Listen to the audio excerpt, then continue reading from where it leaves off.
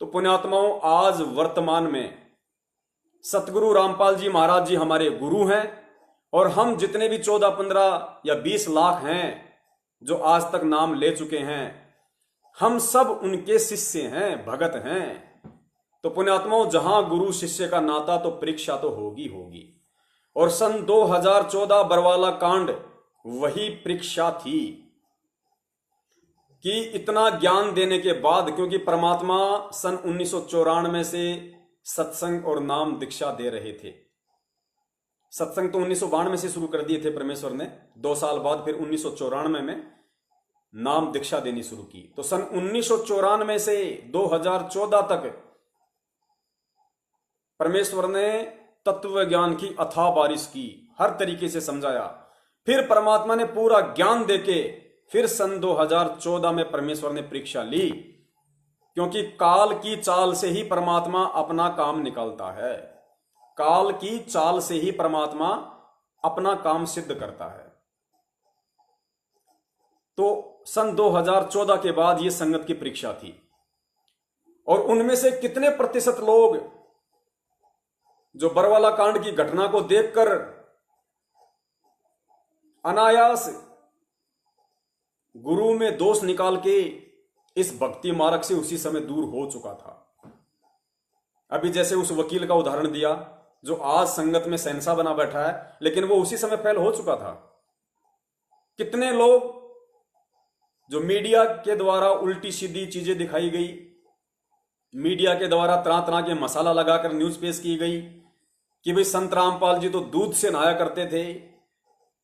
एक उन्होंने, मीडिया वालों ने एक वो कार्टून बना दिया कार्टून बनाया संत का ऊपर से दूध गिर रहा है, उसकी खीर बनाई जा रही है। कितने लोगों ने उस घटना को देखकर, जो नए जुड़े होंगे या काफी समय से जुड़े हुए थे लेकिन समझ नहीं पाए गुरु को, कितने लोग इस प्रक्रिया को देखकर जो झूठी थी, निराधार थी, उसको देखकर परमात्मा से दूर हो गए। अरे नालायकों, अगर वो सही भी होती, और यदि हमें ज्ञान था, यदि हमें ज्ञान है, यदि हम सतगुरु को पहचान चुके हैं, उन्हें परमात्मा मान चुके हैं, तो दूध तो क्या, अगर गुरु अपने मूत में भी खीर बना के खिलाए तो शिष्य को ऑब्जेक्शन नहीं होना चाहिए कि क्यों, क्या और कैसे। यही शिष्य का धर्म होता है अपने गुरु के प्रति। और जब इतनी दृढ़ता, इतना विश्वास, इतनी अंधता, इतना ब्लाइंड फेथ जब तक शिष्य को अपने सतगुरु पे नहीं होगा, तब तक वो शिष्य 7 जन्म भी सतलोक जाने के लायक नहीं बन सकता। तो दूध की बात छोड़ो, अगर मूत में भी, अरे उस पूर्ण ब्रह्म परमेश्वर कबीर साहिब जी के अगर पेशाब से भी अगर हमें खीर का यदि टपका मिल जाए, यदि पेशाब का भी टपका मिल जाए, हम नीचों की दुष्ट जीवा पे लग जाए, तो सोचो अमृत, अमृत उससे बढ़कर कुछ नहीं दुनिया में हमारे लिए। इतना विश्वास परमात्मा इस तत्व ज्ञान को देकर अपने शिष्य में देखना चाहता है। इसलिए परमात्मा कहते हैं कि अभी जो वाणी परमात्मा ने जो बुलवाई थी,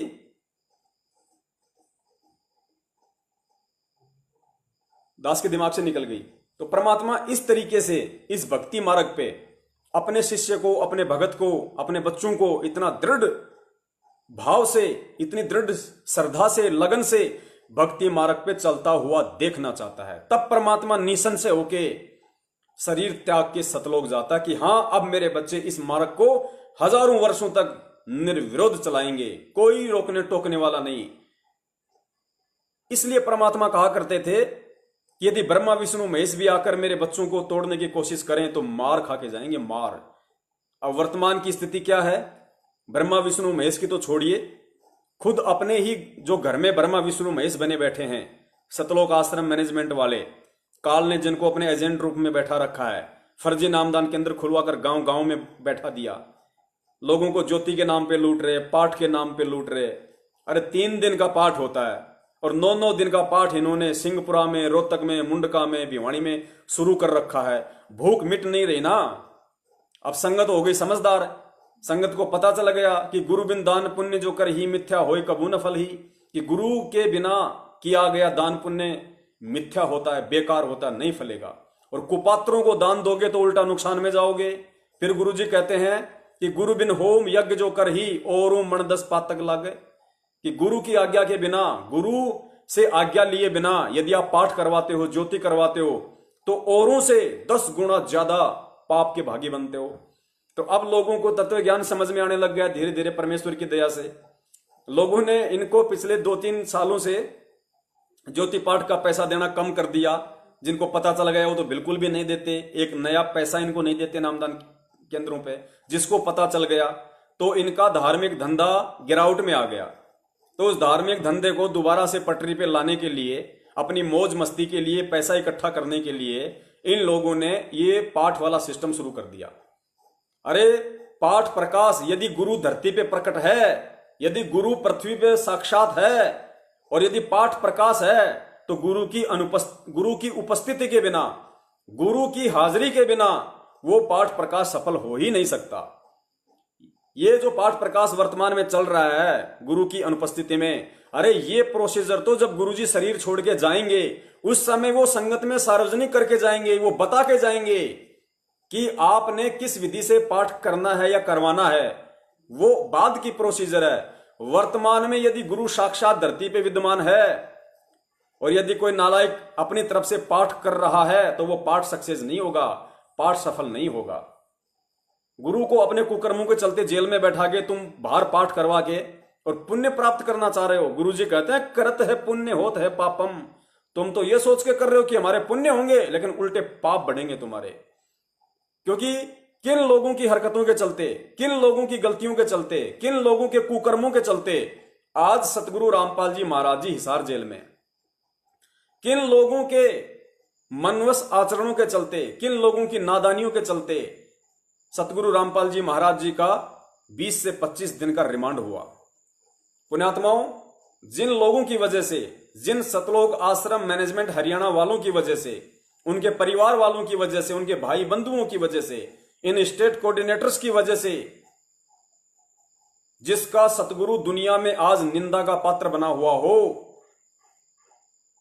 उसकी गैर हाजिरी में कैसे तुम्हें पाठ का लाभ मिल सकता है? कैसे इन कुपात्रों को दान देने से तुम्हें दान का लाभ मिल सकता है? हरगिज नहीं मिल सकता, हरगिज।